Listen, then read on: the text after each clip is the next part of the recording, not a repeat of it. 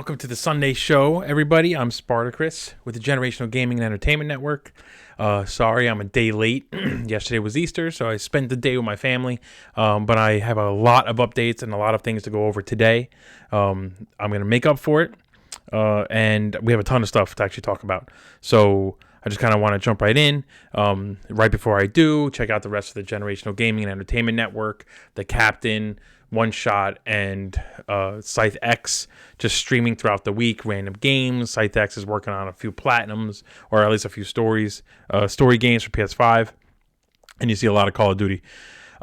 So hope everyone had a great Easter, or just had a good weekend overall, and let's get right into these updates, because there is a lot of them. So the first one, I'm just going to go right from the bottom to the top. This is jumping into the gaming movie world. So any of you video game fans out there are going to be excited about this. The Borderlands movie, the full synopsis of the movie was just released. Just for anyone who doesn't know, Kevin Hart's a part of this. Jack Black's a part of this. It sounds like they're taking it very seriously, and they're trying to come up with a nice, fun movie. Eli Roth, if I remember correctly, is going to be the director, which I kind of feel like that's a perfect choice, if I'm being honest, because it's just, his style just seems to really fit. But we are going to get something huge. So Cate Blanchett is actually a part of it also with Kevin Hart. And the story is going to go: Lilith, an infamous outlaw with a mysterious past, reluctantly returns to our home planet of Pandora to find the missing daughter of the universe's most powerful SOB, Atlas. These names will be recognizable to anybody who's actually played the games. Specifically Borderlands 2 and 3, I believe. Atlas and Lilith form an alliance with an unexpected team. Roland, who's going to be played by Kevin Hart, a former elite mercenary now desperate for redemption. Tiny Tina, a feral preteen demolitionist. Krieg, Tina's muscle-bound, rhetorically challenged protector. Tanis, the scientist with a tenuous grip on sanity. And Claptrap, who's played by Jack Black, a persistently wise-ass robot, which kind of fits right in line with the characters from the game. These unlikely heroes must battle alien monsters and dangerous bandits to find and protect the missing girl, who may hold the key to unimaginable power. The fate of the universe could be in their hands, but they'll be fighting for something more: each other. That last line always gets you. Based on the games from Gearbox and 2K, one of the best-selling video game franchises of all time. Welcome to Borderlands. I mean, it's easy on paper to get excited and say it sounds like it's going to take video game movies seriously, but we'll see when it actually comes out. I do think Kevin Hart, has a pretty good track record with his movies. Jack Black has a pretty good track record with the movies. Cate Blanchett lends a lot of weight to the overall team. Like I said before, I think Eli Roth has the right style, kind of like the right, I don't want to say goofiness, but if you ever watch any of his movies, they don't take themselves too seriously. They're pretty violent, and I hope they kind of go with a little bit of a more violent movie. It's a first-person shooter game. And just judging by this picture I put up here, you can kind of tell they really can get creative with the overall movie. So I'd like to see them kind of have a little fun with it and not take itself too seriously, which is what I think they're going to do. But so that's the first real information besides the casting of Black and Kevin Hart in the movie. So that was something I wanted to make sure if you missed it, you heard about it from me. Sticking with the video game movies, Resident Evil: Welcome to Raccoon City is officially the name of the Resident Evil Reboot movie. This is going to be on Netflix specifically. It's actually been delayed till November. It's an animated movie, but if you've played the Resident Evil 2 remake, you'll recognize Leon and Claire from those games. Those voice actors and their likenesses from the games are going to be in this movie, and it's meant to almost be a retelling or almost like a mashup of Resident Evil 1 and 2 in movie form. So we haven't heard anything yet about Jill or Chris Redfield. I'm sure that's coming soon. But for anyone who was excited about it, it actually was pushed back. It was supposed to come out in September. Now it's the end of November. It was supposed to be September 3rd. Now it's November 24th. But that actually, just kind of jumping from one to the next, that goes hand in hand with a few other delays. Venom: Let There Be Carnage was pushed back to next year. And the Mortal Kombat movie was only pushed back a week. I'm pretty sure they moved Mortal Kombat back a week because they knew Kong vs. Godzilla was coming out and they wanted to give it a little more time to breathe before Mortal Kombat essentially just completely wiped it off everyone's minds. So I am excited for a new Resident Evil movie. I like that it's animated. They haven't been able to do the live action ones really much justice. So I do know that Netflix is going to do a live action show at some point. I'm wondering, and I'm assuming that the show and the movie are going to kind of tie in together. We'll see what happens, but that's some other news in the video game movie world. Sticking with the same part of entertainment, this is something I'm a huge fan of, and I am very excited for. We don't have a lot of information on this yet, but Ghost of Tsushima, anyone who has a PlayStation 4 or 5, most likely played this game, and if you didn't, you should go out and get it. It's a fantastic samurai, open world. It kind of feels like a follow-up to Tenchu, the Silent Assassin games. They actually are making a live-action version of this from the director of John Wick, Chad Stahelski. So if you've seen the John Wick movies, you know the kind of action he shoots, and you know how much dedication he puts into making sure the actors can actually do the action. This is just playing the game. You can almost feel his influence on the game. It's violent, but not in a way where it's over the top. It's a very down-to-earth, realistic, sword-fighting, samurai kind of violent game. The whole story of the game is your main character was raised as a samurai. He strictly follows the samurai code. But in order to rescue his uncle when his island is attacked by Mongols, he has to decide whether he wants to stick to the samurai code or kind of break his traditions, do things a little bit of a more messy and sneaky way, but does what he has to do to survive. It's a choice you can make in the games, and I hope they translate that to the movies. I'm just excited because Chad Stahelski is one of my favorite action directors at the moment, and this is just a kind of a good step for him. It's different than a gun shooting or firefights and all that stuff. It's all sword play, bows and arrows, horseback fighting. So this is good. Also, so far the only announcement we have is that they're working on it, and he's going to be the one directing it, which is huge. So I'm excited about that. Jumping from the world of video games, but let's go back to Netflix. This is another one that I kind of was very excited about, probably more excited than I should have been. Knives Out, for anyone who hasn't seen the movie, it's not really a Sherlock Holmes. It's more of the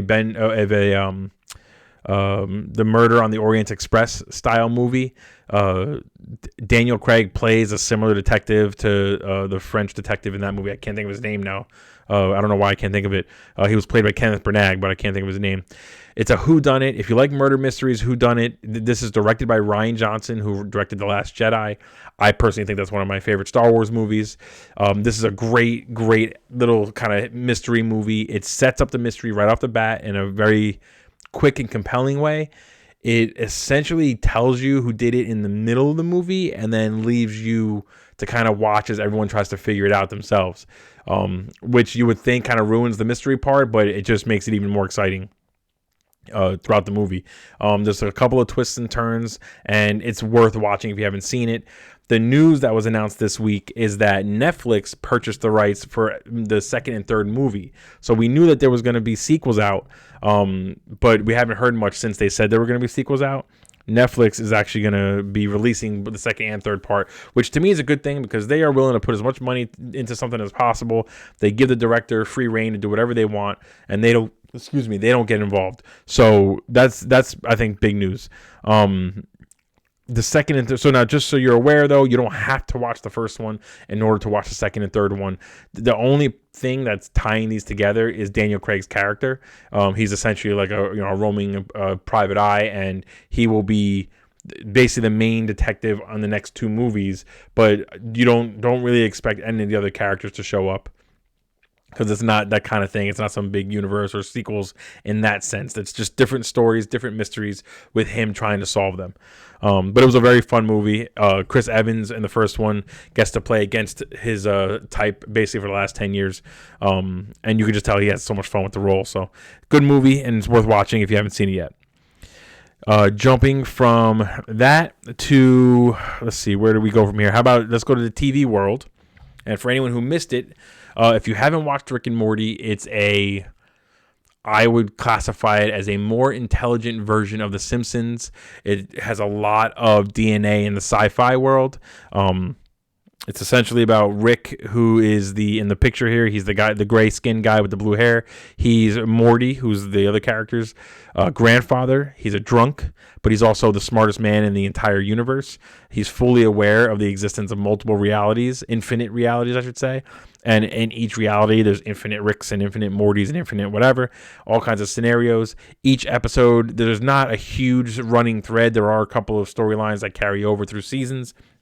But for the most part, it's kind of like a problem of the week kind of show.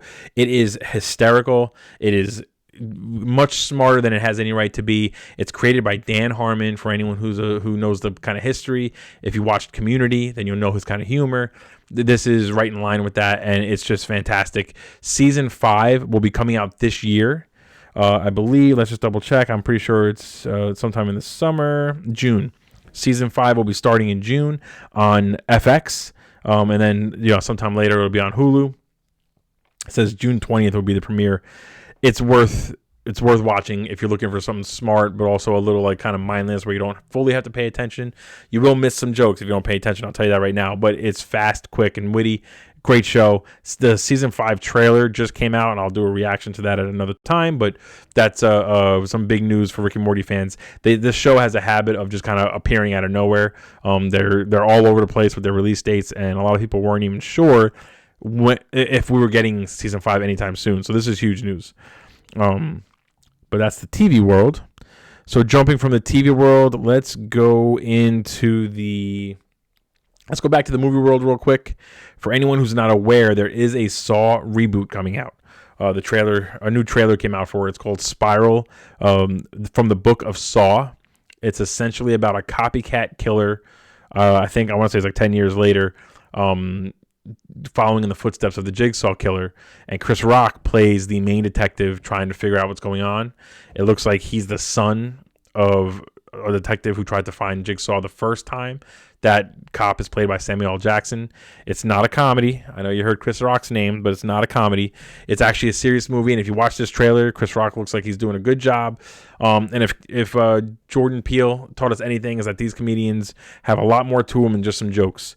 The trailer, I think, looks amazing, and it looks like it's more, instead of sticking to the gore and kind of wow factor of some of the kills, it looks like it's going to be more of a traditional kind of horror style movie, mystery kind of movie. It's worth watching, in my opinion. But there's a trailer for that out now, so check that out when you can. And then going back into the movie world, we have, did I go over everything? Nope. There's the Obi-Wan show. ObiWan Kenobi just announced its full cast, or at least, the main cast members. You have Ewan McGregor coming back as Obi-Wan. That's kind of like a known secret in Hollywood and on Disney Plus. People have been kind of known that was going to come for a while now. It's not really a surprise. It's more of a fan fulfillment. But Hayden Christensen will be back playing Darth Vader, which is huge. Moses Ingram, Joel Edgerton, who played actually Uncle Ben in episode 3. Bonnie P. I don't know how you say it. Peace, whatever. She had played Aunt Beru in episode 3. Kumail Nanjiani, who seems to be on an upward swing in Hollywood right now, is going to be in it. And then a whole bunch of other people. I don't have to list them all. But the cast looks great. O'Shea Jackson Jr. is in it, which I'm happy to see. I love him as an actor. The show is going to take place 10 years after Revenge of the Sith. And it's going to specifically follow Anakin Skywalker falling further to the dark side, essentially becoming the Vader that the universe was scared of by the time episode 4 comes around in the timeline. And then they don't really give much details about what Obi-Wan's part of the show is going to be, but clearly, I don't know if they're going to have any run-ins, but clearly it's going to be about him trying to evade Vader. For anyone who doesn't know, essentially after episode 3, the Emperor tells Vader that his main job in life from that point on is to track down any Jedi who survived Order 66 and take him out. They can't have him around. We can't have him living, because if we did, then something like episodes 5 and 6 are going to happen, and some young Jedi by the name of Luke Skywalker is going to come and stop and kill the Emperor. This movie is going to give Hayden Christensen a chance to kind of make up for some of the things he lacked when he played the character the first time. He's much older, so I mean, it should be pretty nice. I honestly think he really has the acting chops to do the character justice, but maybe, the writing. George Lucas has never been known as the greatest writer. Didn't really do him much good. And Ewan McGregor, we all have loved him as Obi-Wan since he first played the character. So for him to come back is just huge. And I'm interested to see who these other characters are going to play. I'm sure there's some bounty hunters in there. I'm sure there's some other Sith, or not Sith, I'm sorry, Jedi, former Jedi or hidden Jedi or whatever. And some of those groups, those people there. And we're going to see Darth Vader kind of do his thing. It's going to be Hayden Christensen in the Darth Vader suit.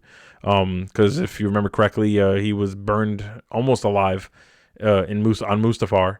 I'm sure we'll see how he built his temple on Mustafar, and just a bunch of Star Wars nerdy things that I'm just super excited for. So I'm glad that they finally announced this. We don't have a release date. Just know that it's going to start filming very, very soon. And this is the cast list. So this is huge news for us Star Wars fans. It's going to start shooting in April, just so you know. So we have a while to go still. Probably 2023, I would think it's going to come out. Something to look forward to, though. And that is really all the updates I have. Just a couple of other things. There's a Space Jam trailer out that I will be doing a reaction to. There is, let me see what else I got. We have a bunch of different things that are in the pipeline, I should say. So I already mentioned the Rick and Morty trailer. I'll do a reaction video for that. Space Jam trailer, I'll do a reaction video for. There's a new trailer for Marvel's Black Widow. I will do a reaction for that. There's a trailer for Loki show, a brand new trailer, so I will do a reaction for that as well. Just a lot of announcements, a lot of good things. I will be doing my next show tomorrow at around 8:30, which is I'll be giving my review for Falcon and the Winter Soldier episode 3. I'll give my part 2 of the MCU Phase 4 prep for more characters that are introduced in Falcon and the Winter Soldier. Mighty Ducks episode 2 of the season I will talk about. Kong versus Godzilla came out Wednesday, and I am looking forward to talking about that tomorrow. For anyone who hasn't seen it, it's on HBO Max and it's out now. I will give a detailed review tomorrow during the show. And don't forget Mortal Kombat. This is Mortal Kombat month. It's coming out later this month. It was pushed back a week, so it's April 23rd it's coming out. But that's the big dog this month, besides Falcon and the Winter Soldier. So keep an eye out for that. And that's everything for today. I will see everybody tomorrow. Thanks for jumping in if you did. Otherwise, I'll see you tomorrow. Have a great night, and join me for the Theater Room, episode 11, Kong versus Godzilla. It's going to be a good conversation.